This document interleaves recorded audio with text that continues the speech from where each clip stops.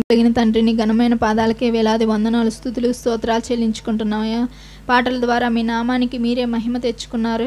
మరి నా తండ్రి సాక్ష్యాల ద్వారా మీరు చేసిన ఎన్నో గొప్ప కార్యాలు వివరిస్తుండగా మీ నామానికి మీరే మహిమ తెచ్చుకున్నారు. మరి అయ్యగారు వాక్యం నిమిత్తం నిల్చున్నప్పుడు వారి ఆత్మను మరుగుపరిచి నా తండ్రి అయా ఏడంతల ఆత్మతో నింపి కృప చూపించమని, వినగలిగే చెవులు గ్రహించుకునే మనసు దయచేయమని, మరి నా తండ్రి వారు మాతో మాట్లాడిన ప్రతి ఒక్క మాట నా తండ్రి మా హృదయంలో పడి ఫలించే కృపను దయచేయమని, శక్తిని సహాయాన్ని దయచేయమని, మరి మీ వాక్య పరిచర్యలో బహుగా వాడుకొని కృప చూపించమని నజరేయుడైన యేసుక్రీస్తు శ్రేష్టమైన నామంలో ప్రార్థించి అడిగి వేడుకుంటున్నాను తండ్రి, ఆమేన్. మంచిదండి, చాలా చక్కటి సమయానికి వచ్చాం. పరిశుద్ధ గ్రంథము నుంచి వాక్య ధ్యానంలోకి వెళ్దామండి. ఈరోజు అంశము యేసుక్రీస్తు చెప్పినటువంటి 7 జాగ్రత్తలు. యేసుక్రీస్తు వారు చెప్పినటువంటి 7 జాగ్రత్తలు బైబిల్ గ్రంథంలో ఉన్నాయి. ఈ వారం 4 చెప్పుకుందాం, నెక్స్ట్ వారం 3 చెప్పుకుందాం. అయితే ప్రియులారా, జాగ్రత్తగా వాక్యాన్ని విందాం. మనం సామెతల గ్రంథము 19వ అధ్యాయము 16వ వచ్చిన భాగాన్ని జాగ్రత్తగా తీయండి. అందరూ మీ బైబిళ్ళు ఓపెన్ చేయండి. సామెతల గ్రంథము 19వ అధ్యాయము 16వ వచ్చిన భాగం.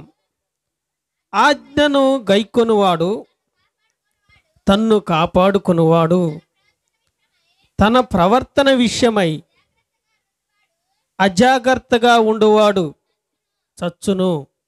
జాగ్రత్తగా చదవాలి. దేవునికి స్తోత్రం. మంచిది ప్రియులారా, ప్రార్థన చేసుకొని వాక్యధ్యానంలోకి వెళ్దామండి.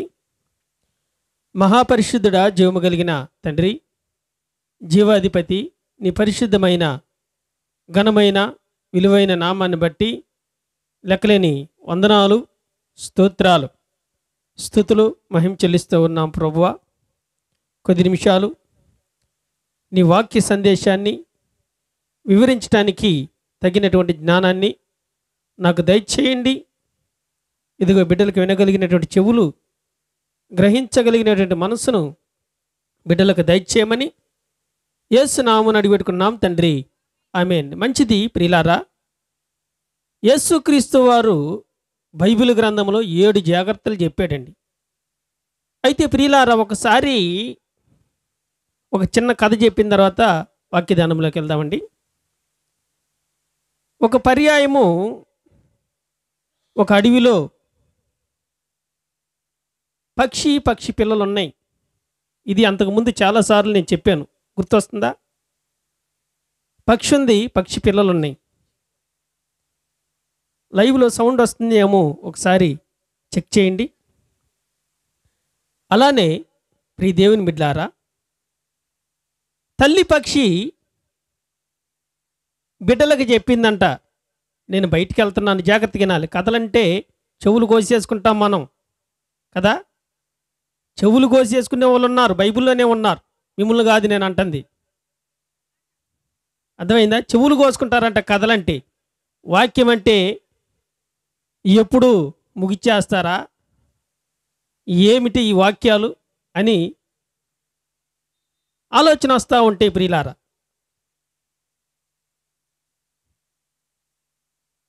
పిల్ల పక్షులకి తల్లి పక్షి చెప్పిందంట, పిల్లలారా నేను బయటికి వెళ్తున్నాను, మీరు బయటికి రావద్దు, జాగ్రత్తగా వినాలి. మీరు బయటికి రావద్దు, మీరు జాగ్రత్తగా ఉండండి అని తల్లి పక్షి పిల్ల పక్షులకి చెప్పింది ప్రియులారా. అయితే సలహాలు ఏం చెప్పిందో తెలుసా? ఇదిగో వేటగాడు వస్తాడు, వేటగాడు వచ్చిన తర్వాత నూకలేస్తాడు, నూకలు మీరు తినొద్దు, నూకలేసిన తర్వాత వలెసిరుతాడు, వలెసిరిన తర్వాత ఆ వలలో పడిన తర్వాత మిమ్మల్ని పట్టుకుంటాడు, పట్టుకున్న మిమ్మల్ని మెడరగ తీసేస్తాడు, మెడరిగి తీసిన తర్వాత సంచిలో వేస్తాడు, తర్వాత ఎత్తుకుపోతాడు, బిర్యానీ చేసుకుంటాడని చెప్పింది. మీరు జాగ్రత్త, ఏ విషయానికి మీరు వీటిలో రాజీ పడొద్దు. ఏదో తిండి దొరుకుతుందని, ఏదో చక్కగా కమ్మటి బిర్యానీ దొరుకుతుందని ఆశపడి వెళ్ళారా, మీరు సచ్చారే అని తల్లి పక్షి పిల్లల పక్షులకి బోధించినటువంటి విధానం. అయితే ప్రియులారా, చెప్పిన రీతిగానే కొంత సమయానికి తల్లి పక్షి జాగ్రత్తగా జాగ్రత్తలు చెప్పేసి వెళ్ళిపోయింది. వెళ్ళిపోయిన తర్వాత కొంత సమయానికి వేటగాడు వచ్చేసాడు. వేటగాడు వచ్చిన తర్వాత ఆ యొక్క చెట్టు పైన పక్షులుంటం చూశాడు. పక్షులుంటం చూసి వేటగాడు ప్రియులారా కొన్ని గింజలు ఇసిరేసాడు అనమాట. అవునా కదా? కొన్ని గింజలు ఎప్పుడైతే ఇసిరినాయో పరిగెత్తుకుంటూ వచ్చేసినాయి. తల్లి మాటలు పక్కన పెట్టేసినాయి. మా అమ్మగారు ఇది చెప్పారే, ఈ మాటే, తిండికి ఆత్రపడద్దు, జాగ్రత్త, మంచి మంచి బిర్యానీ ముక్కలు పెడతారు, నువ్వు వెళ్ళొద్దు. ఈ మాటలు, తల్లి మాటలు పక్కన పెట్టేసింది. ఎవరు? పిల్ల పక్షులు. అయితే ప్రియులారా, ఎప్పుడైతే ఆ పక్షులన్నీ వచ్చేసి ఆ గింజల్ని ఏరుకొని తినటం ప్రారంభించినాయో వేటగాడు వెంటనే ఏం చేశాడు తెలుసా? వల ఇసిరేసాడు. ఆ వల్ల పడిపోయినాయి. అమ్మయ్యా, ఈ రోజుకి శుభ్రంగా నాకు ఆహారానికి దొరికింది, ఇబ్బంది లేదు అని వాటిని పట్టుకొని ఒక్కొక్క దాన్ని తన మెడని విరగదీసేసి తన సంచిలో వేయటం ప్రారంభించాడు. అప్పుడు కూడా ప్రియులారా, ఒక పాటగా నేర్చుకునే కానీ గింజలు వేసాడోచ్ అని పాట పాడుతున్నాయి, వాళ్ళు ఇసిరేసాడోచ్ అని పాట పాడుతున్నాయి, చక్కగా మెడ ఇరిసాడోచ్ అని పాటలు పాడటం ప్రారంభించినాయి. ప్రియులారా చూడండి, ఎందుకు ఈ మాటలు నేను చెబుతున్నానంటే, ప్రియ దేవుని బిడ్డలారా, మన ప్రవర్తన విషయంలో జాగ్రత్తగా ఉండకపోతే ఆ జరిగే నష్టము ఇక్కడ బైబిల్లో జ్ఞాని అయినటువంటి సొలొమోను గారు రాశాడండి. దేవునికి స్తోత్రం. ఎంత చక్కగా రాశాడో చూడండి. మరొక పర్యాయము చదువుతారా? ఆజ్ఞను గైకొనువాడు తన్ను కాపాడుకొనువాడు. దేవునికి స్తోత్రం. ఆజ్ఞ అంటే మాట, కాపాడుకోవాలి ప్రియులారా. ఆజ్ఞను గైకొనువాడు తనను కాపాడుకుంటాడంట. ఏ ఆజ్ఞ? దేవుడు మనకి ఏదైతే బోధిస్తాడో, దేవుడు మనకు వాక్యం ద్వారా ఏ విషయాన్నైతే మనకి ప్రకటిస్తాడో ప్రియులారా, ఆ ఆజ్ఞని జాగ్రత్తగా మనం కాపాడుకోవాలంటండి. కాపాడుకోకపోతే ఏమైద్ది? ఆ కింద లైన్లో రాశాడు చూడండి. తన ప్రవర్తన విషయమై, జాగ్రత్తగా వినండి, తన ప్రవర్తన విషయమై అజాగ్రత్తగా ఉండువాడు చచ్చును. ఆ పిల్ల పక్షుల పరిస్థితి ఏమైంది? అజాగ్రత్త, నిర్లక్ష్యం. ఏమైద్దిలే, మా అమ్మగారు చెప్పిన మాట నేను ఏడంటాలే అని అజాగ్రత్తగా వినే మాటలు. ప్రియులారా, ఈ రోజుల్లో దేవుని బిడ్డలైనటువంటి వారు కూడా దేవుని మాటలు జాగ్రత్తగా వినేవాళ్ళు లేరు. అజాగ్రత్తగా వినేవాళ్ళు కొంతమంది. ప్రియులారా, అందరూ కాదు, కొంతమందే ఉంటారు. తన ప్రవర్తన విషయమై, దేవునికి స్తోత్రం. ఏ విషయంలో? తన ప్రవర్తన విషయంలో. మనం మందిరానికి వచ్చిన దగ్గర నుంచి అర్థమవుతుందా అసలు మన ప్రవర్తన ఎలా ఉంటుంది? మందిరంలోకి ఈరోజు ఆదివారం మందిరంలోకి మనం ప్రవేశించాం, మన ప్రవర్తన ఎలా ఉంటుంది ఒక్కసారి ఆలోచన చేశారా? కొందరైతే ప్రియులారా, అందరూ కాదు, కొందరైతే బయటికి లోపలికి తిరుగుతూ ఉంటారు. వారి ప్రవర్తన ఏ విధంగా ఉందంటే నిలకడ లేదు. బయటికి లోపలికి మన ప్రవర్తన ఎలా ఉంటుంది? ఇది దేవుని మందిరం, దేవుని మందిరంలో దేవుడు ఉంటాడు అన్న భయము భక్తి వారికి కనిపించదు ఏమాత్రము కూడా. అజాగ్రత్త అండి. తన ప్రవర్తన విషయంలో అజాగ్రత్తగా ఉండొద్దు అని దేవుని యొక్క లేఖనాలు రాస్తూ ఉన్నాడు.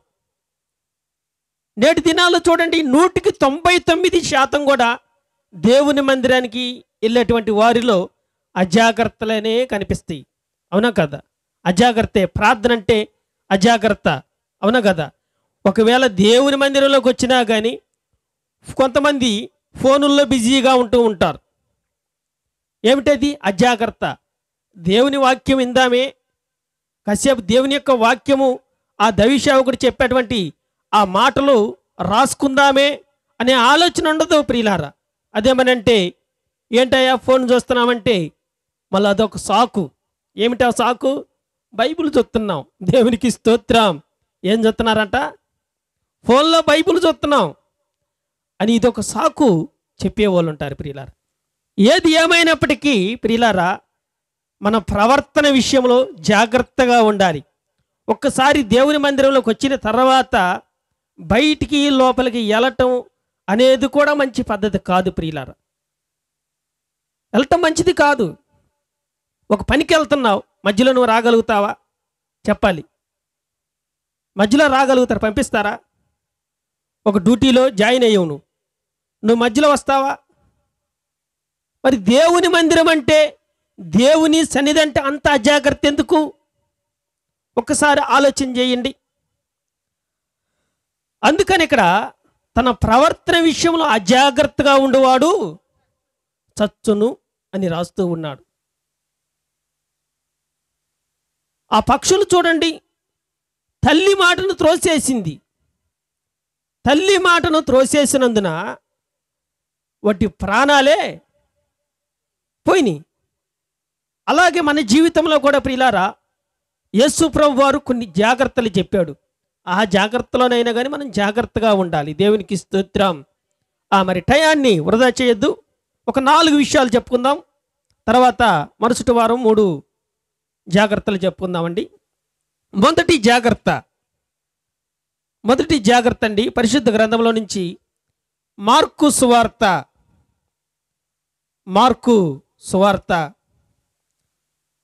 4వ అధ్యాయము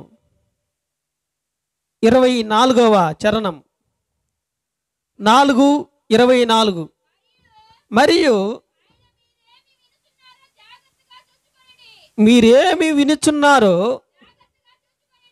జాగ్రత్తగా చూచుకొనుడి.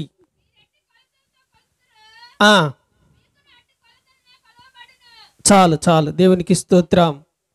చూడండి ప్రియులారా, పాయింట్ క్యాచ్ చేద్దామండి.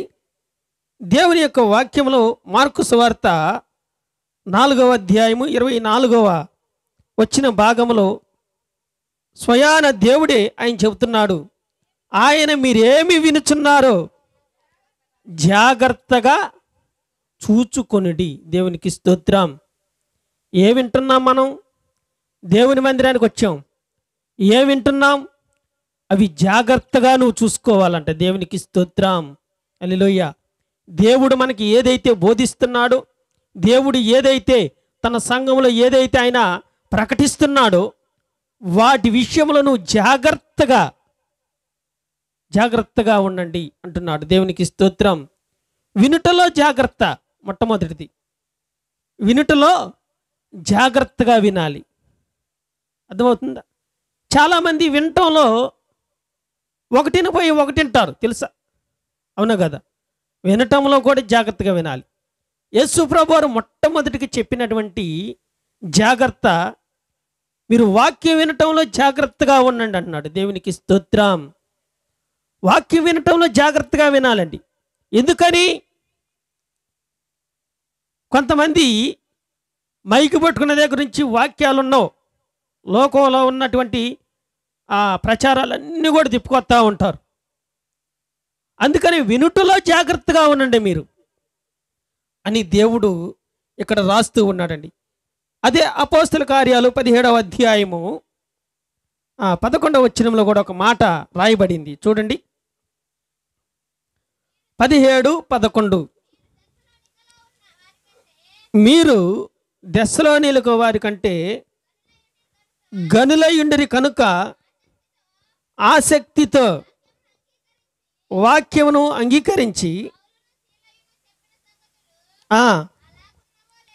అలాగున్నవో లేవని ప్రతి దినము లేఖనములను పరిశోధించుతూ వచ్చిరి. అంటే ఏంటి? జాగ్రత్తగా.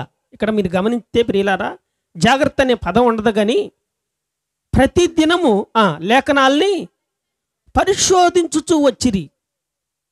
ఆ రోజుల్లో ప్రియులారా సంఘాలు ఎందుకు అభివృద్ధి చెందిని అని అంటే ప్రియులారా, ఆదిమపోస్తుల సంఘాలు ఎందుకు అలా గట్టిగా ఉన్నాయి అంటే, వాక్యము ఏ సేవకుడు చెప్పినా, పౌలే కాదు ఇంకా అంతకంటే ఇంటర్నేషనల్ స్పీకర్ వచ్చినా కానీ అసలు ఆయనకి చెప్పే వాక్యము బైబిల్లో ఉందా లేదా? ఈ రోజుల్లో గ్రహించే వాళ్ళు ఉండారా? ఆలోచన చేసే వాళ్ళు ఉండారా? అసలు బైబిలే ఎత్తుకెళ్ళాం మనం. అసలు బైబిల్ తీస్తే మందిరంలోకి వెళ్తే పక్కన పెడతాం, కానీ దైవసేవకుడు చెప్పే వాక్యము అలా ఉందో లేదో అని పరిశీలన చేసే విశ్వాసులు తక్కువైపోయారండి. మందిరంలోకి వెళ్ళిన దగ్గర నుంచి, అక్క చీర ఎంత అయింది, భలే కొన్నావే, ఎంత అయింది చీర, బాగుందే, ఈ ముచ్చట్లో చెప్పుకుంటాం మందిరానికి వెళ్ళిన దగ్గర నుంచి. దేవునికి స్తోత్రం, హల్లెలూయా. అందుకనే ప్రియులారా, ప్రతిదినము లేఖనాల్ని పరిశోధించారు. ఆ సేవకులు చెప్పిన మాటలు బైబిల్లో ఉన్నాయా లేవా? ఉన్నాయా లేవా? అవునా కదా? ఉన్నాయా లేవా అనేది రాసుకొని మళ్ళీ ఇంటికి వెళ్ళి పరిశోధన చేస్తూ ఉండేవాళ్ళంటండి, తిరగేస్తూ ఉండేవాళ్ళంట. ఈ రోజుల్లో తిరగేసేవాళ్ళు లేరు. అందుకనే ప్రియులారా, జాగ్రత్తగా వాక్యాన్ని ఏం చేయాలి? పరిశోధించాలి. దేవునికి స్తోత్రం. అలాగే యాకోబు పత్రిక 1:22 కూడా ఒక మాట రాయబడింది, చూడండి.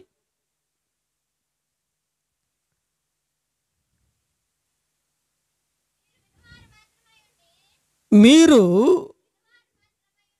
వినువారు మాత్రమే,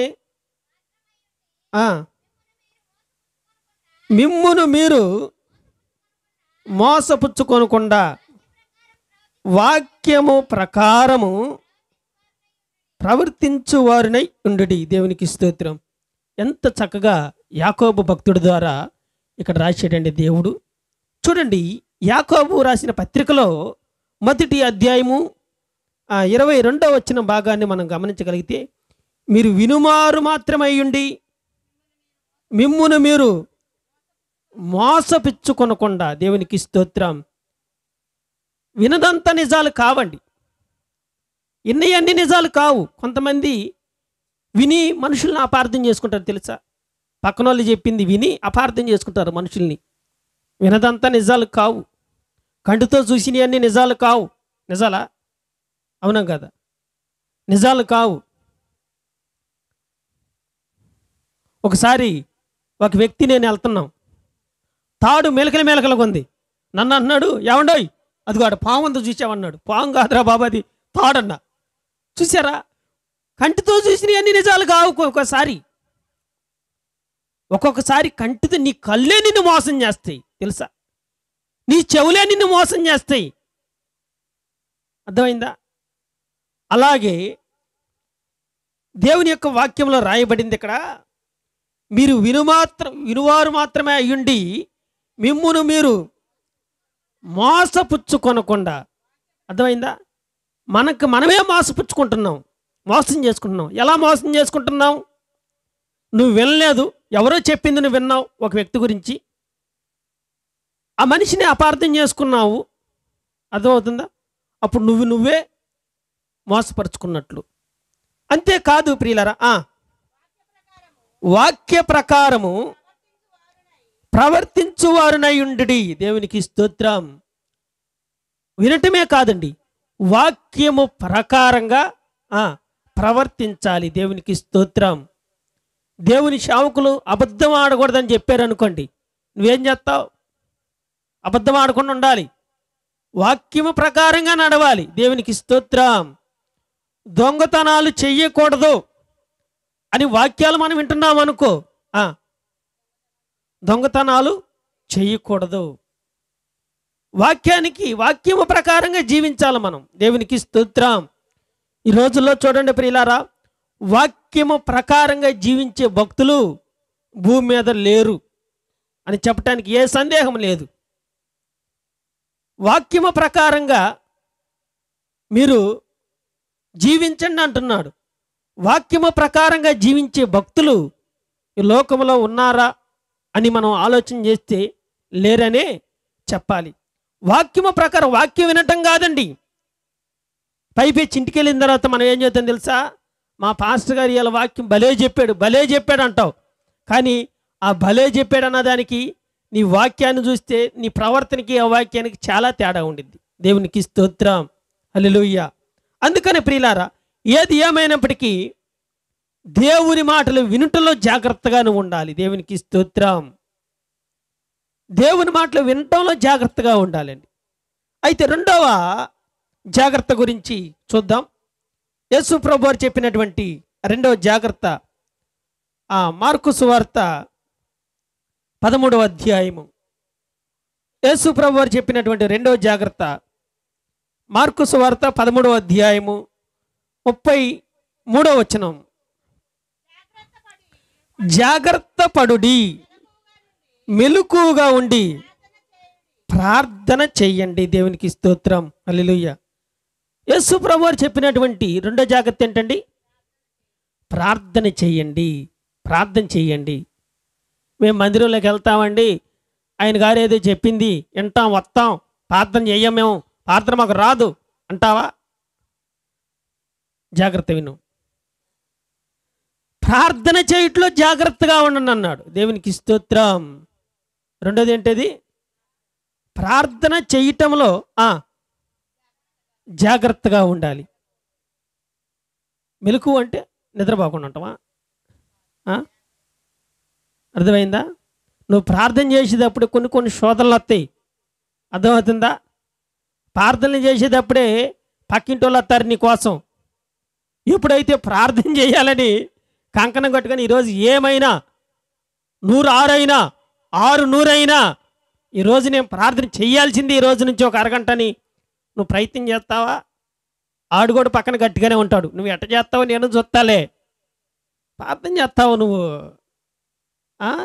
చూద్దాం అని అప్పుడే చుట్టాలను పంపిస్తాడు. దేవునికి స్తోత్రం. ఇంకెక్కడ చుట్టాలు వచ్చి పడంగలానే ప్రియులారా చికెన్ అంటావు, మటన్ అంటావు, బిర్యానీ అంటావు, ఇదే సరిపోయింది ప్రార్థన నీకు. ఇంకెక్కడ ప్రార్థన? అర్థమవుతుందా?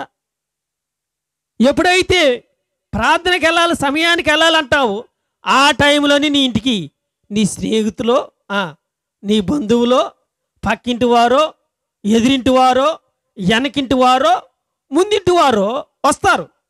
ఎందుకు తెలుసా? వాడు మామూలోడు కాదు. ఎరో నువ్వు లెగు వెళ్ళాలి, నువ్వు రాణిమ గారి ఇంటికి వెళ్ళాలి, ఏందో ప్రార్థనకు ముందే వెళ్ళాలని బయలుదేరింది.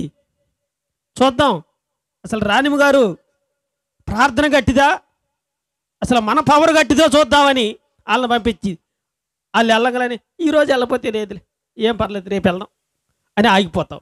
ఇప్పుడు ఎవరు గెలిచినట్టు? సాతానే గెలిచింది. ఎవరు గెలిపించారు? అది ఎవరు గెలిపించారు? నువ్వే గెలిపించావు. దేవునికి స్తోత్రం. అర్థమైందా? ఎవరు గెలిపించారండి? మనమే గెలిపించాం. అవునా కదా? అర్థమైందా? అలాంటప్పుడు ఏం చేయాలి? మనం జాగ్రత్తగా వినాలి.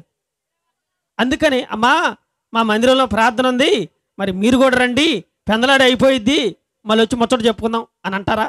అనరు. వారితో పాటు మనము కూడా ప్రార్థన మానేసి ఎదురు పొల్లికలు ఇచ్చుకుంటూ కూర్చుంటాం. దేవునికి స్తోత్రం. హల్లెలూయా. ఆ టైంలోనే అర్థమవుతుందా? ప్రార్థన టయానికి టీకి వెళ్దావరా అంటారు. గుర్తుపెట్టుకుంటావా?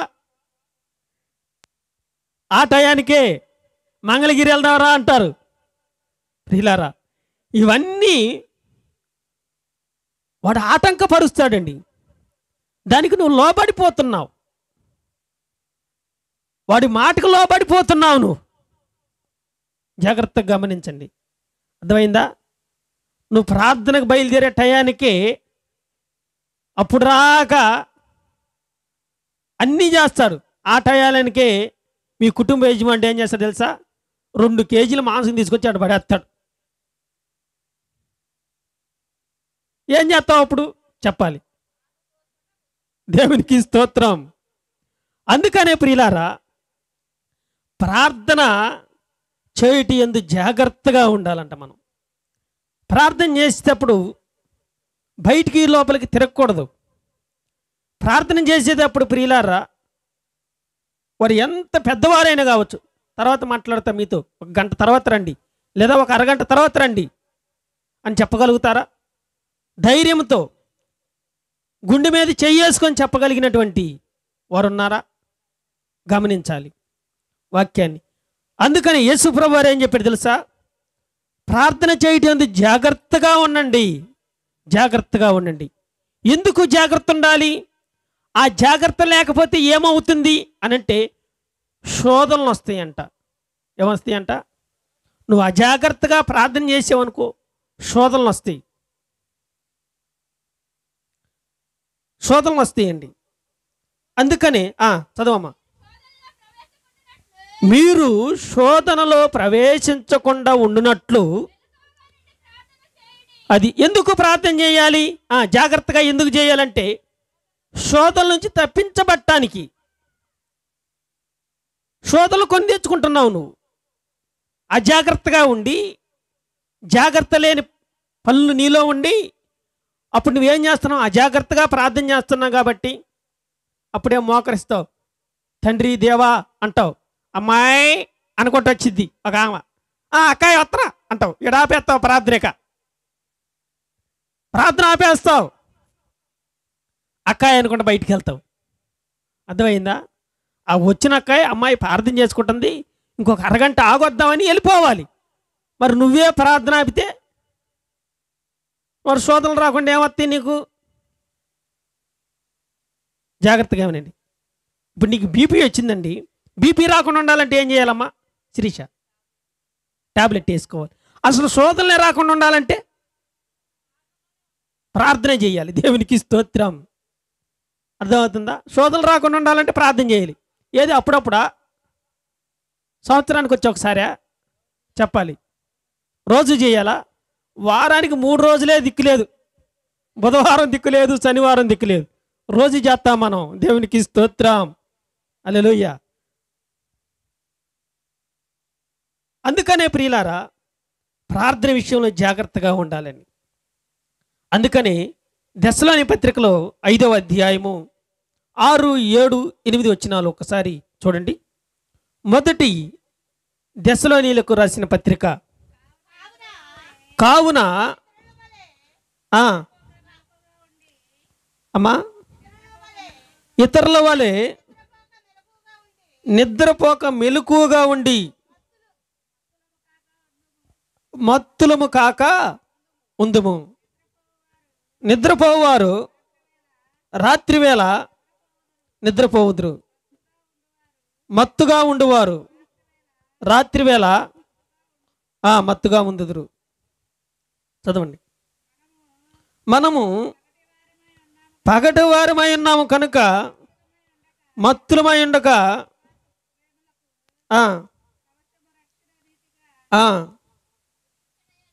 చూడండి, ప్రార్థన గురించి ఇక్కడ చెబుతున్నాడండి. ఇక్కడ ప్రార్థన గురించి ఆయన చెబుతూ ఉన్నాడు. అయితే ప్రియ దేవుని బిడ్డలారా, 5వ అధ్యాయము 6, 7, 8 వచనాల్లో మనం చూస్తే, కావున ఇతరుల వలె, ఎవరి వలె అండి? ఇతరుల వలె నిద్రపోక మెలకువగా ఉండి. దేవునికి స్తోత్రం. ఇతరుల వలె మీరు ఉండొద్దు, మత్తులుగా ఉండొద్దు.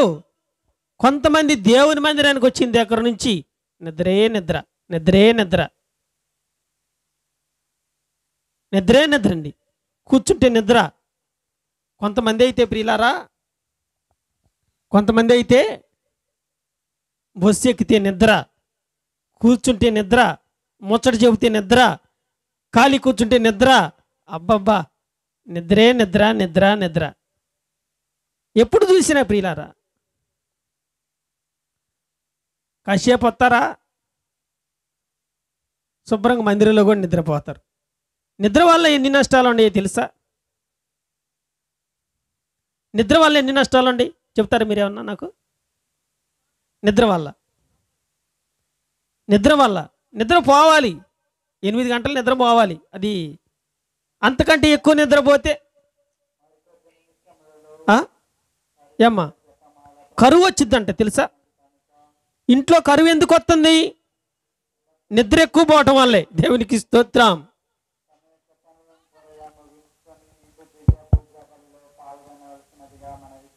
అక్కడ చూడండి, సామెతల గ్రంథంలోనే ఉండిద్ది ఆ మాట. అయితే ప్రియులారా, ఇతరుల వలె ఉండొద్దు అంటున్నాడు ఇక్కడ. మనం ఇతరుల వలె ఉండకూడదు. ప్రార్థన యందు మెలకువగా ఉండాలి. మెలకువగా ఉండటం అంటే ఏంటి? కొందరు ఏం చేస్తారు, ప్రార్థన అంటే నిర్లక్ష్యం చేస్తారు. వారి వల్ల ఉండకూడదు మనం. ప్రార్థన అంటే రేపు వెళ్దామని అనుకుంటారు. ఆ రేపు కాబట్టి ఎల్లుండి వెళ్ళొచ్చులే అనుకుంటారు. అదేమిటి? మెలకువ ఉండాలి. వారికంటే మనం మెలకువ కలిగి ఉండాలి. దేవునికి స్తోత్రం. అది మెలకువ. అయితే ప్రియ దేవుని బిడ్డలారా, ఇతరుల వలె మనం ఉండక మెలకువ కలిగి ప్రార్థన చేయుడి అని దేవుని యొక్క లేఖనాల్లో రాయబడి. దేవునికి స్తోత్రం. ప్రార్థన చేయటంలో కూడా ప్రియ దేవుని బిడ్డలారా, మనము మెలకువగా ఉండి ప్రార్థన చెయ్యాలి.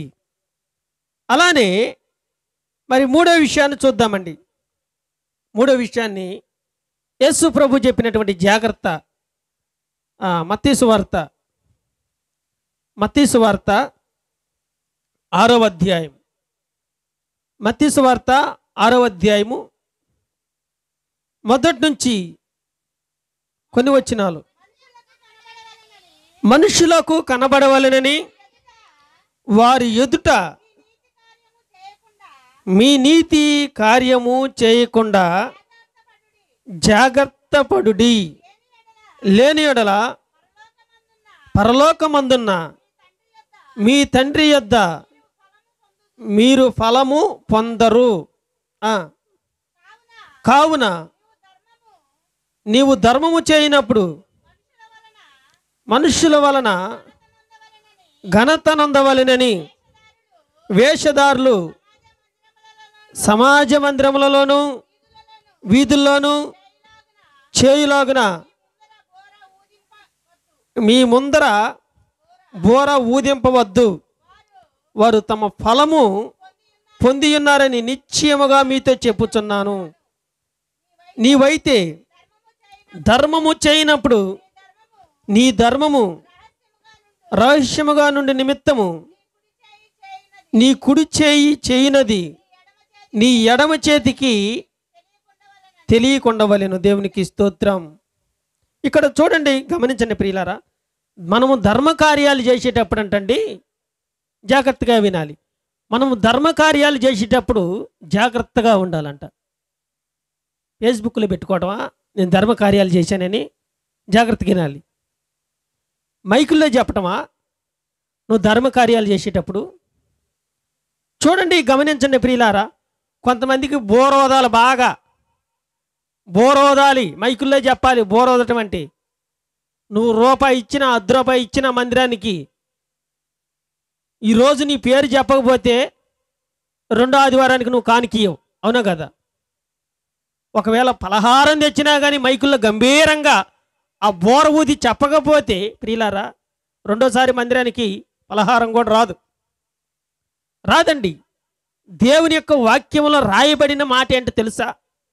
ఈ మత్తయి సువార్త 6వ అధ్యాయం 1 నుంచి 4 వచనాలు మీరు గమనించగలిగితే ప్రియులారా, ధర్మ కార్యాలు చేయనప్పుడు జాగ్రత్త అని అంటున్నాడు ఇక్కడ.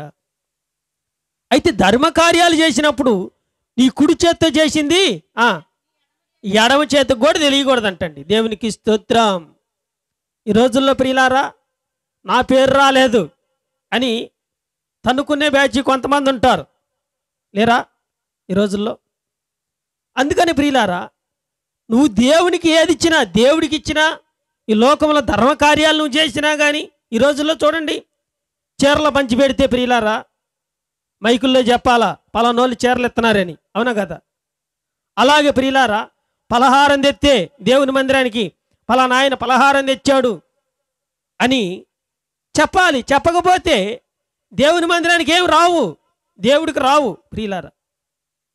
అలాగే లోకంలో కూడా చూడండి ప్రియులారా, ఈ సోషల్ మీడియా వచ్చిన తర్వాత మరీ భయంకరంగా తయారైపోయింది. అర్థమవుతుందా? భోజనం పెట్టేది కూడా, నలుగురికి భోజనం పెట్టేది కూడా ఫోటోలు తీసి ఫేస్బుక్లో పెట్టమేనండి. ఫేస్బుక్లో పెట్టేయటమే.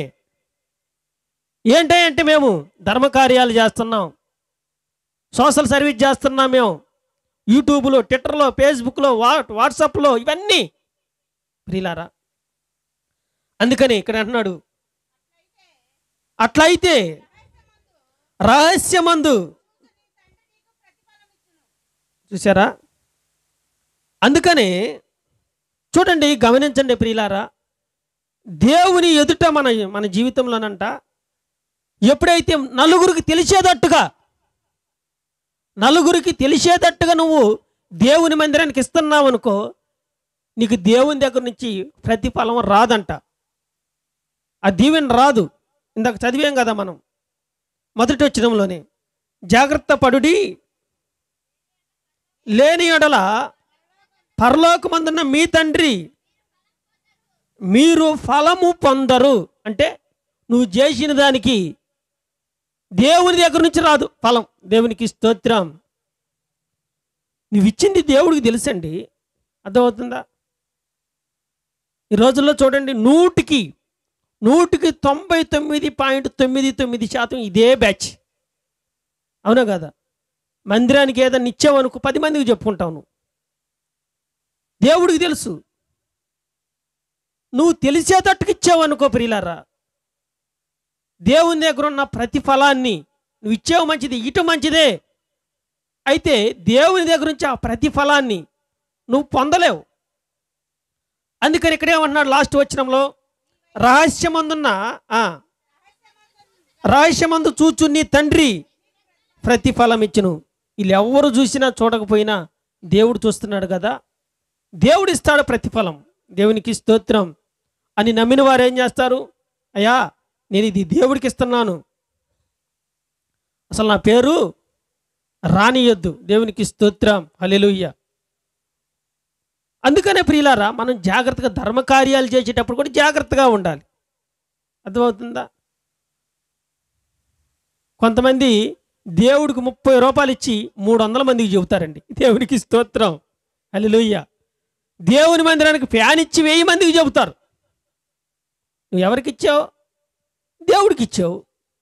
దేవుడి దగ్గర నీకు ప్రతిఫలం ఉండిద్ది. దేవునికి స్తోత్రం. అందుకని ధర్మకార్యాలు చేయనప్పుడు జాగ్రత్త అని దేవుడు చెప్పాడు. దేవునికి స్తోత్రం. మరి 4వది ప్రియులారా, మరి 4వ జాగ్రత్త మత్తయి సువార్త 7వ అధ్యాయము. ఇది చెప్పి నేను ముగిచ్చేస్తా. 7వ అధ్యాయము 15వ వచన భాగం. అబద్ధ ప్రవక్తలను గూర్చి జాగ్రత్త పడుడి. దేవునికి స్తోత్రం, హల్లెలూయా. గమనించండి ప్రియ దేవుని బిడ్డారా, అబద్ధ ప్రవక్తలను గురించి జాగ్రత్త పడుడి. జాగ్రత్త అంటున్నాడు దేవుడు. యేసు ప్రభువారు మొట్టమొదట ప్రియులారా ఆయన చేసినటువంటి ప్రసంగాల్లో 5వ అధ్యాయం మొదలుకొని 5వ అధ్యాయము, 6వ అధ్యాయము, 7వ అధ్యాయం యేసు ప్రభువారు ఆయన బోధించినటువంటి ఆ బోధల ప్రకారంగా ఆ బోధనలో ఒక భాగాన్ని ఆయన చెబుతున్నాడు. యేసు ప్రభువారు అబద్ధ ప్రవక్తల గురించి ఆయన చెబుతూ ఉన్నాడు. అబద్ధ ప్రవక్తల గురించి మీరు జాగ్రత్తగా ఉండండి, జాగ్రత్త పడండి అని చెప్తూ ఇంకా కొంచెం ముందుకెళ్తే వారు గొర్రెల చర్మము వేసుకొని మీ యొద్దకు వత్తురు, కానీ లోపల వారు క్రూరమైన తోడేలు. దేవునికి స్తోత్రం. వీరి లక్షణాన్ని చెప్పాడు ఇక్కడ. చూసావా? అబద్ధ ప్రవక్తలు.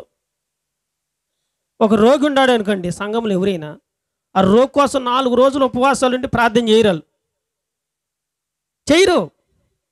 ఒక్క రోజు అంటే ఒక్క రోజు కూడా ఏదో అట్ట వస్తారు, ప్రార్థన చేస్తారు, రామ్మంటారు. సంఘాన్ని పెట్టుకొని కొన్ని రోజులు ప్రార్థన చేద్దాం స్వస్థత కోసం అనే సంఘాలు నేటి దినాల్లో లేవు. ఉన్నాయా? చాలా తక్కువగా అనిపిస్తున్నాయి ప్రియులారు, చాలా తక్కువగా అనిపిస్తూ ఉన్నాయి. వారు ఎలాంటి వారు అని అంటున్నాడంటే, గొర్రె చర్మము వేసుకున్న గొర్రె చర్మము ధరించినటువంటి తోడేలు, క్రూరమైన తోడేళ్ళు అంట. అర్థమవుతుందా? మళ్ళీ ఒక్క ఆదివారమే సంఘంలో విశ్వాసులకి ఎవరికి బాధ వచ్చినా కానీ వారి కోసం ప్రార్థన చేద్దామే, ఉపవాసం ఉండి 2 రోజులు ప్రార్థన చేద్దాం అనేది లేదు. మళ్ళీ ఒక్క ఆదివారమే కనపడతారు వాళ్ళు, మిగతా టైంలో కనిపించరు. కానీ మా సహవాసానికి ఉన్నటువంటి లక్షణం ఏంటి తెలుసా? మా సహవాసానికి ఉన్న పద్ధతి, మనుషుల మధ్యలోనే ఉంటాం, మనుషులకు అందుబాటులో మేము ఉంటాం. ఏ టైంలో ఎవరైనా, వారు ఏ సంఘస్థులైనా కావచ్చు, ఎవరైనా కావచ్చు, మాకు ప్రార్థన చేయండి అని మా దగ్గరకు వస్తే మేము ప్రార్థన చేస్తాం. దేవునికి స్తోత్రం. అది మా సహవాసానికి ఉన్నటువంటి కట్టడ. దేవునికి స్తోత్రం కలుగును గాక.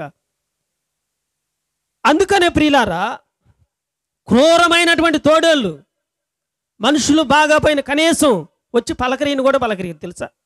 పలకరీరు. మరి సంఘస్థులకు బాగాలేదే. నిన్న ఉదయం ఒక ఫోన్ వచ్చింది చిన్నకాకాని నుంచి, నాకు జ్వరం వచ్చిందన్నారు. అయ్యగారు ఫోన్ చేస్తే, అక్క బాగున్నారా అని అంటే, అయ్యా జ్వరం 2 రోజుల నుంచి జ్వరం వచ్చిందన్నారు. ఎమ్మటి స్నానం చేసి బండి వేసుకొని ఎమ్మటి వెళ్ళిపోయా. దేవునికి స్తోత్రం, హల్లెలూయా. ఆ లైన్ ఉందా? ఒక్కసారి గమనించండి. ఆ లైన్ ఉండే వాళ్ళని గౌరవించేది కూడా తక్కువేనండి. దేవునికి స్తోత్రం, హల్లెలూయా. గౌరవించడం కూడా తక్కువే. అసమంటి వాళ్ళని గౌరవం మనం. గొర్రె అంట ఎవరు నమ్మిద్దంట? కషాయుడిని నమ్మిద్ది. దేవునికి స్తోత్రం. ఎందుకంటే దైవసేవకుడు సంఘాన్ని ఎంత ఎక్కువగా ప్రేమిస్తే విశ్వాసులు అంత తక్కువగా ప్రేమిస్తారంట. తెలుసా ఆ సంగతి మీకు? బైబిల్లోనే ఉంది. ఎక్కడ? గలతీ 4:16. గలతీ 4:16.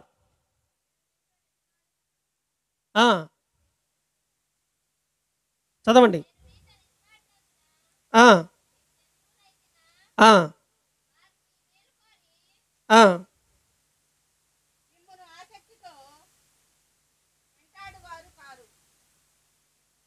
ఇదే పౌలు గారు అంటాడమ్మా ఒకసాట. పౌలు గారు అంటాడు,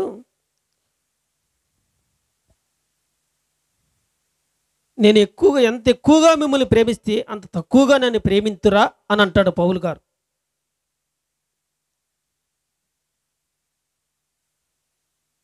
ఆ మాట బైబిల్లో ఉంది, మీరు ఎతికి నాకు చెప్పండి లాస్ట్లో. దేవునికి స్తోత్రం, హల్లెలూయా. అందుకనే అబద్ధ ప్రవక్తల గురించి జాగ్రత్త అని అంటున్నాడు. ఎందుకంటే వీళ్ళు క్రూరత్వం కలిగిన వారు. జాలి దయ ఉండదు మనుషులకి ప్రియులారా. జాలి దయ కరుణ ఉండదండి వీళ్ళకి. అయ్యో సంఘంలో ఒక వ్యక్తికి బాగాలేదే, మనం ప్రార్థన చేద్దామే అనే జాలి దయ లేదు. వాళ్ళు సక్రంగా ఏదన్నా దమ్ బిర్యానీ పెడితే తిని బాగా వెళ్ళిపోతారు. కానీ ఆ కుటుంబం కోసం కష్టపడి ఒక్క 10 నిమిషాలు కూడా ప్రార్థన చేసేవాళ్ళు లేరండి ఈ రోజుల్లో. అందుకని ప్రియులారా, పేతురు రాసినటువంటి ఆ 2వ పత్రికలో దొరికిందా వాక్యం దొరికిందా? కొరింథీ పత్రికలో అనుకుంటా ఆ మాట అంటాడు. ఏమా దొరికిందా?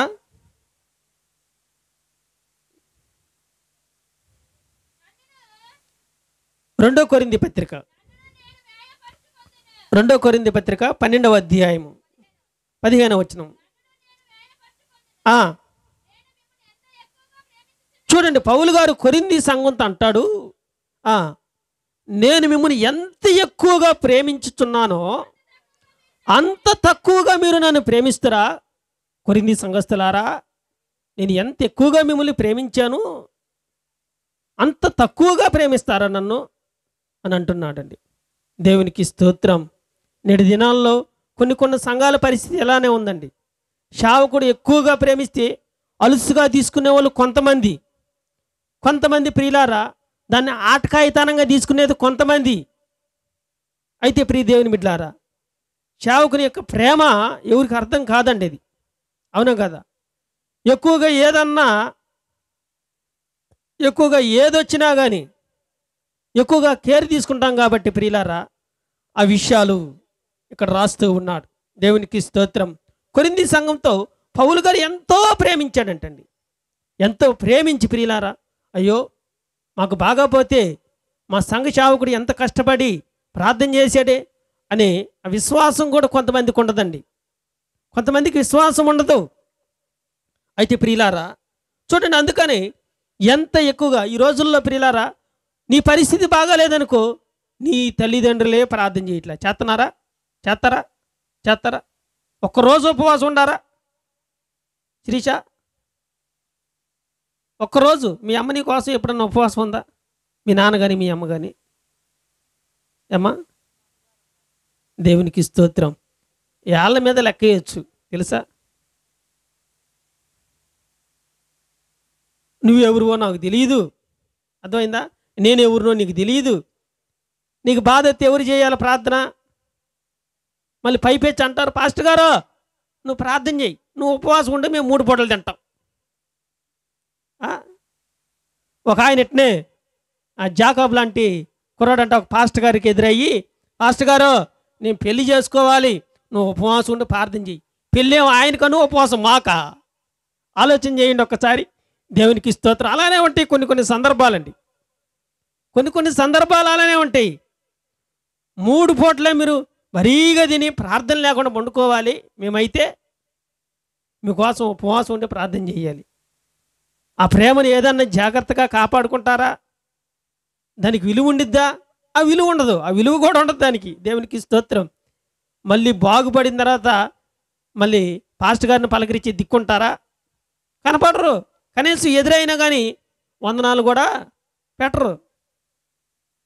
అలాంటి పరిస్థితులుగా కొంతమంది కొన్ని సంఘాల్లో కనిపిస్తూ ఉంటాయి ప్రియులారా. అయితే ప్రియ దేవుని బిడ్డలారా, అందుకనే అబద్ధ ప్రవక్తల గురించి జాగ్రత్తగా ఉండండి. అర్థమైంది? అప్పుడప్పుడు మాయ మాటలు చెప్పి అప్పుడప్పుడు నీ కోసం ఒక్కరోజు ఉపవాసం ఉండకుండా ఏదో ఆ రోజు వచ్చి అమ్మ వందనాలమ్మ బాగున్నావా అందరూ బాగున్నారంటే వాళ్ళని నమ్ముతారు. అర్థమవుతుందా? వాళ్ళనే నమ్ముతారు. అందుకని ముందే చెప్పా, గొర్రె కషాయోడినే నమ్మిద్ది, మంచోడిని నమ్మదంటండి. అలాగే 2వ పేతురు పత్రిక 2వ అధ్యాయము మొదటి వచ్చిన భాగాన్ని ఒకసారి చదువుకుందాం. మరియు అబద్ధ ప్రవక్తలు ప్రజలలో ఉండిరి. దేవునికి స్తోత్రం. ఎక్కడున్నారంటండి? ప్రజలలో ఉండిరి.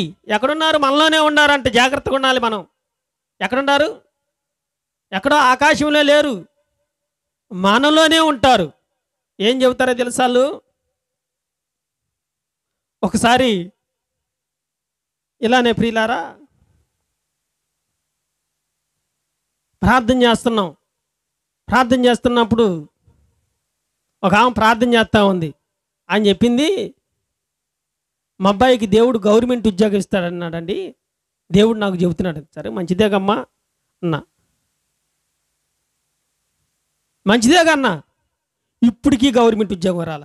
ఆ మాట చెప్పి ఇప్పటికి 8 సంవత్సరాలు అయిపోయింది. దేవునికి స్తోత్రం. 8 సంవత్సరాలు అయిపోయింది. ఇంకొక ఆయనకి ప్రియులారా, నేను ప్రార్థన చేస్తున్నాను, వాళ్ళు ప్రార్థన చేస్తున్నారు, దేవుడు వాళ్ళకి చెప్పారంట, అసలు నీకు ఆపరేషన్ పడకుండా దేవుడు అసలు నిన్ను ముట్టాడు, నాకు కనిపించాడు దేవుడు, అసలు నీ గుండె తాకాడు, నీకు ఆపరేషన్ పడదని చెప్పేశారంట నయమి గారు. సరే దేవుడు నాకేం చెప్పాడు?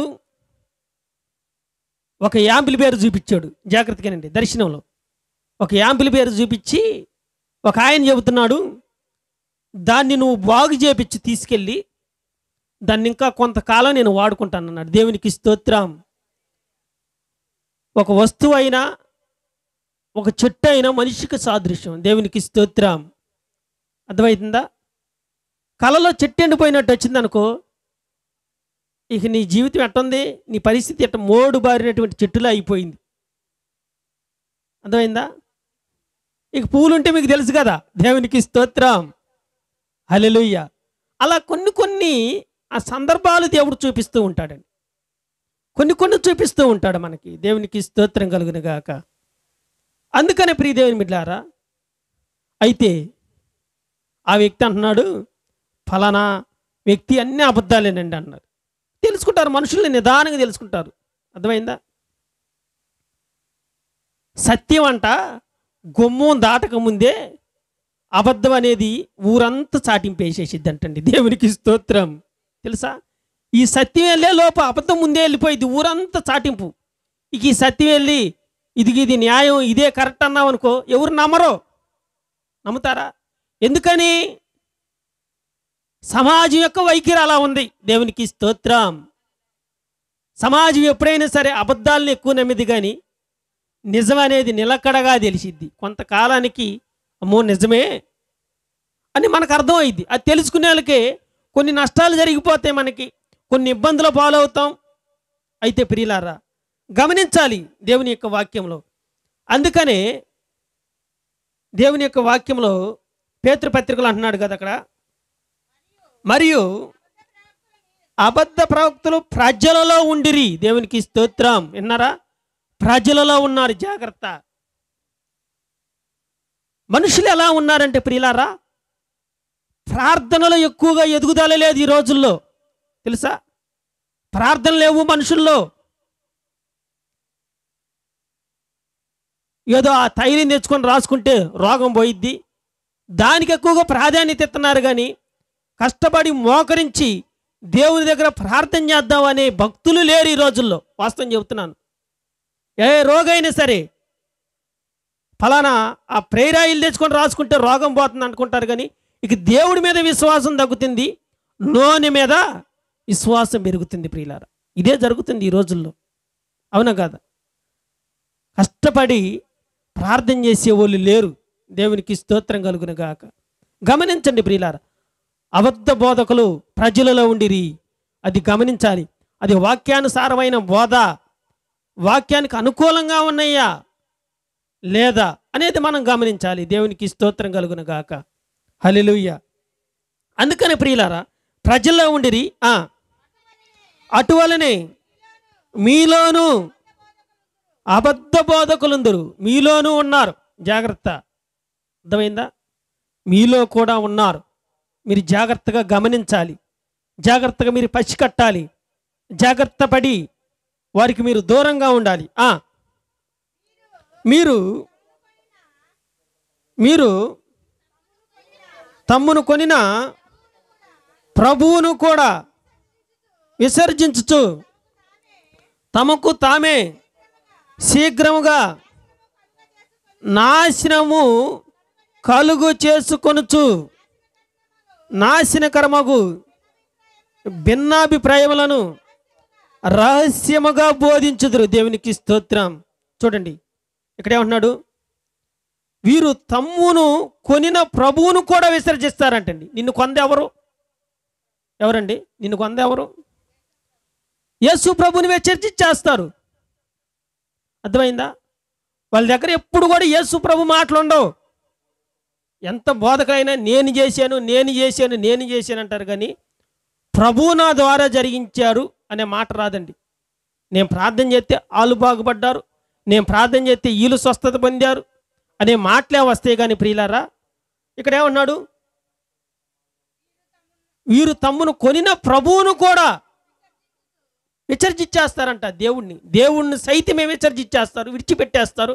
అంతేకాదు, తమ్మును తామే శీఘ్రముగా నాశనం, వారే నాశనం కలుగు చేసుకుంటారంటే ఎవరు కాదండి ప్రియులారా, వారికి వారే. ఎందుకంటే ప్రతిదీ కూడా వారు చెప్పే మాటలో దేవుడు మాట ఉండదు ప్రియులారా. ఏ కాడికి నేను నేను నేను నేనే నేనే అని ఎవరైతే ఎక్కువగా ప్రియులారా వారిని వారు హెచ్చించుకుంటారో ప్రియులారా, వారి నాశనం అంట వారి చేతులారే వారే చేసుకుంటారని దేవుని యొక్క లేఖనాల్లో రాయబడ్డి. అటువంటి వారిని మనం కనిపెట్టాలి అని పేతురు భక్తుడు రాస్తూ ఉన్నాడు. దేవునికి స్తోత్రం. హల్లెలూయా. అందుకని ఇదొకటి చెప్పినే ముగిచేస్తాం. మొదటి యోహాను పత్రిక 4వ అధ్యాయము మొదటి వచ్చిన భాగం. ప్రియులారా చూడండి, అనేకులైన అబద్ధ ప్రవక్తలు. అబ్బా ఎంత చక్కగా చెప్పాడండి. ప్రియులారా, అనేకులైన అబద్ధ ప్రవక్తలు లోకములోనికి బయలు వెళ్ళి ఉన్నారు కనుక ప్రతి ఆత్మను నమ్మక. ఆయా ఆత్మలు దేవుని సంబంధమైనవో కావో పరీక్షించుకొనిది. దేవునికి స్తోత్రం. ప్రతిదీ నమ్మొద్దు. అర్థమవుతుందా? ప్రతిదీ నమ్మకూడదు. మీరు దేవుని సంబంధమైన ఆత్మ కాదో అది మీకే ఇచ్చేసాడు దేవుడు. మీరే కనిపెట్టాలి, మీరే ఆలోచించాలి. అవును కదా? ఒక చీర కొనడానికి ఒక కొట్టి దగ్గరికి వెళ్ళామనుకో, ఎన్ని చీరలు తిరిగేస్తున్నావు చెప్పాలి. ఎన్ని చీరలు తిరిగేస్తారు? ఆదివారం మాసానికి వచ్చామనుకో, వాళ్ళు వేసింది ఏది పడితే అది వేసుకొని తీసుకెళ్తావా? ఏమంటావు? ఆకండి, అది అది అది అది అది అంటావుగా. పరీక్షించి, నువ్వు పరీక్షించాలి, నువ్వే పరీక్షించుకోవాలి. దేవునికి స్తోత్రం. అర్థమైందా? నాకు ఇక్కడ గమ్మత్తు బాగా ఆదివారం నాకు బాగా వినపడతా ఉంటాయి. దేవునికి స్తోత్రం. హల్లెలూయా. శనివారం మీరు పనుకుంటే ఆదివారం మీరు వినొచ్చు లైవ్. దేవునికి స్తోత్రం. హల్లెలూయా. ఆయా ఆత్మలు ఏవో దేవుని ఆత్మ కావో మీరు గమనించాలి. అంటే దేవుని ఆత్మ ఉన్నది ఒక ఎత్తు అయితే దెయ్యపాత్మ కూడా ఉందనేగా అర్థం. ఇక్కడ రెండు ఆత్మలు కనిపిస్తున్నాయి. యేసు ప్రభు వారికి సువార్తను ప్రకటించింది ఎవరు? అపవాది. మరి నీకు చెప్పడం పెద్ద సమస్య ఏముంది తెలుసా? ఒకసాట 400 మంది సేవకులనే మోసం చేసింది. 400 మంది ప్రవక్తలనే మోసం చేసేసింది. ఎవరు? అపవాది. గతంలో చెప్పే అంతకుముందు ఒకసారి. అందుకని మోసం చేసేస్తే జాగ్రత్త. అబద్ధ ప్రవక్తలు లోకములోనికి బయలు వెళ్ళిరి. ఏందంట? లోకములోనికి బయలు వెళ్ళారు, బయలుదేరారు, వచ్చేసారు ఆల్రెడీ లోకంలోకి. అయితే ప్రతి ఆత్మను నమ్మక ఆయా ఆత్మలు దేవుని సంబంధమైనవో కావో అవి పరీక్షించుకొనిడి అని చెబుతూ ప్రియులారా 6వ వచనంలోకి వచ్చేలకే ఇక్కడ 2 ఆత్మలు కనిపిస్తున్నాయి. చూడండి. మనము దేవుని సంబంధులము, దేవుని ఎరిగినవాడు మన మాట వినును, దేవుని సంబంధి కానివాడు మన మాట విను. చూడండి, ఇక్కడ దేవుని సంబంధి కానివాడు. దేవుని సంబంధి అనేవాడు దేవుని మాట వింటాడు, దేవుని సేవకుల మాట వింటాడు. దేవుని సేవకుల మాట వింటలేదనుకో, వాళ్ళు దేవుని సంబంధులు కారు. మరి ఎవరి సంబంధులు? అపవాది సంబంధులు, సాతాను సంబంధులు. అందుకని ప్రియులారా ఇంకా కంటిన్యూషన్ చేయండి. ఇందువలన మనము సత్య స్వరూపి అయిన ఆత్మ ఏదో, భ్రమపరచు ఆత్మ ఏదో తెలుసుకొనుచున్నాము. దేవునికి స్తోత్రం. నువ్వు దేవుని సంబంధం అయితే నువ్వు కనిపెట్టేస్తావు అది దేవుని ఆత్మ లేకపోతే దెయ్యప ఆత్మ ఏదనేది తెలుసుకోవాలి మీరు. అర్థమవుతుందా? ప్రతిదీ మనం చెప్పేస్తే ప్రియులారా ప్రతిదీ మనం నమ్మేస్తున్నాం. ఈ రోజుల్లో అంత్య దినాల్లో ఉన్నామండి. మనం ఎక్కడున్నాం? మనం చివరి దినాల్లో ఉన్నాం. సాతాను యొక్క ఆయుధం ఏంటో తెలుసా మీకు? సాతాను యొక్క ఆయుధం ఏంటో తెలుసా? మోసపరచటం. దేవునికి స్తోత్రం. మోసం చేసేది అవలేళ్ళగా నేను బహు వేగంగా వచ్చేస్తున్నాడు ప్రియులారా. మోసం చేసేస్తున్నాడు, నిన్ను మోసం చేసేస్తాడు. ఏం కాదులే, ఇది కూడా ప్రార్థనే, ఇట్లా ఉండాలి, ఇట్లా కూడా ఉండొచ్చు. ఒక ఆదివారం ప్రార్థనకు వస్తే చాలు, ఏం బుధవారం వెళ్ళాల్సిన పని లేదు, శనివారం వెళ్ళాల్సిన పని లేదు, కుటుంబారాధనకి వెళ్ళాల్సిన పని లేదు, బర్త్డే ప్రార్థన లేవు, ఏమీ లేవు, ఒక ఆదివారం చాలు అనేవాళ్ళు కూడా ఉన్నారు. దేవునికి స్తోత్రం. చూడండి, ఈ కడవరి దినాల్లోనంటే చివరి దినాల్లోనంట ప్రియులారా అపవాదంట మోసం చేసేసిద్దంట. ఎలా మోసం చేసిద్ది ఒక్కసారి చూడండి.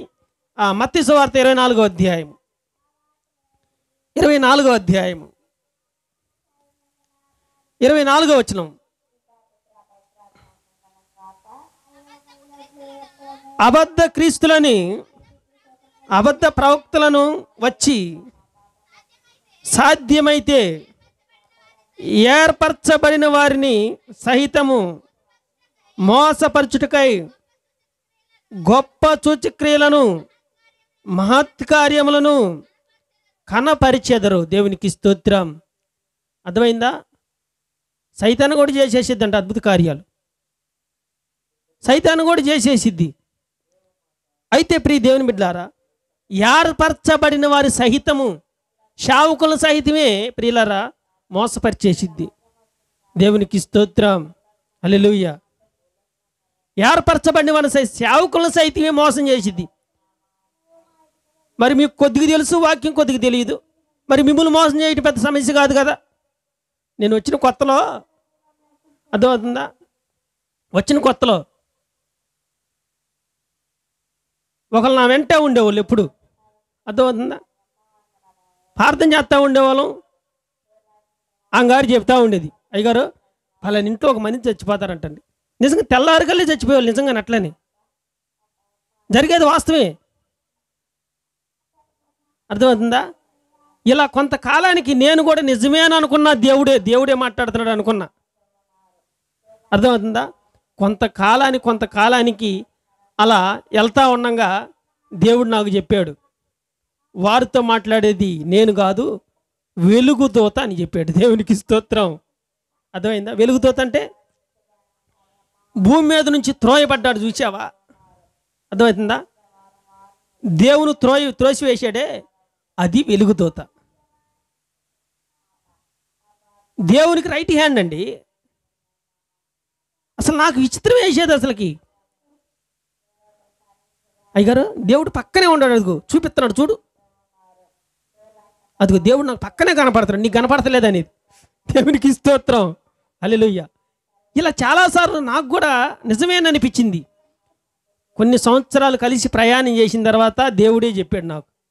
దేవునికి స్తోత్రం. ఒక పాస్టర్ గారు వచ్చేటప్పుడు, ఈ పత్తిపాటి పాస్టర్ గారు ఉన్నారు కదా, మన వాక్యం చెప్పాడే, ఏహెచ్కేల్ గారు, ఆయన వచ్చాడు నా దగ్గరికి. ఆయన వస్తే చెప్పింది, అయ్యగారు నీకు మగ పిల్లాడు పడుతున్నాడు అంటే దేవుడు చెప్పాడు, చెప్పమన్నాడు, ఇదిగో ఈ పేరు అంటే పెట్టమన్నాడు అని. ఆయనకేం దేవుడు ఏం చెప్పాడు, ఆడపిల్లని చూపించాడంటే దేవుడు. జాగ్రత్తగా వినాలి. తర్వాత డెలివరీ అయిపోయిన తర్వాత నువ్వు చూసుకో, కాసుకో, కావాలంటే ఛాలెంజ్ ఇది, దేవుడు నాకు చెప్పాడు, నీకు మగ పిల్లాడే పడుతున్నాడు అంటాను. ఆయన అన్నాడు, అయ్యగారు నాకేం మరి దేవుడేమో ఆడపిల్ల పుట్టినట్టు చూపించాడు అని చెప్పాడు. ఇంతకీ ఎవరిది? ఆడపిల్లే పుట్టింది ఆయనకి. దేవునికి స్తోత్రం. ఎవరి దర్శనం కరెక్టు? కనీసం ప్రార్థన చేసే పని లేదు, కళ్ళు మూసుకోగలని కనపడతాయి. అదేంటిది అది? ఒకసారి తెలుసా? అందుకని ప్రియులారా, భక్తులు కూడా కొన్ని రోజులు ప్రార్థన చేస్తే కానీ దేవుని దర్శనాలు రాలా. కొన్ని రోజులు, ఒక రోజు కాదు, 2 రోజులు కాదు. ఈ రోజుల్లో ప్రార్థన చేసేది లేదు, కళ్ళు మూసుకోగలని చెప్పేస్తున్నారు. అవి ఏవో దేవుని ఆత్మో కాదో అది మీరే గమనించాలి. దేవునికి స్తోత్రం. అవునా కదా? అది గమనించాలి. అది గమనించకపోతే మనం మోసపోతాం. దాన్ని అనుసరిస్తే దాంతోపాటు మనం కూడా నరకానికి వెళ్ళిపోతాం. దేవునికి స్తోత్రం. అందుకని ప్రియులారా, ఈ 4 జాగ్రత్తలు యేసు ప్రభువు వారు చెప్పారు. అయితే ఇంకా 3 ఉన్నాయి, వచ్చే వారం మనం చూద్దాం. మొదటి జాగ్రత్త త్వరగా, వినుటలో జాగ్రత్తగా ఉండండి అని చెప్పాడు. రెండవది, ప్రార్థన చేయుటలో జాగ్రత్తగా ఉండండి అని చెప్పాడు. మూడవది, ధర్మకార్యాలు చేసినప్పుడు బాకాల్లో చెప్పాలి. అంతేనా? నువ్వు ఇచ్చేది బాకాల్లో చెప్పాలి. ధర్మకార్యాలు చేసేటప్పుడు ఒకవేళ దేవుడికి ఇచ్చినా, అయ్యా మా పేరు చదవద్దు మీరు అని చెప్పండి, తప్పులేదు.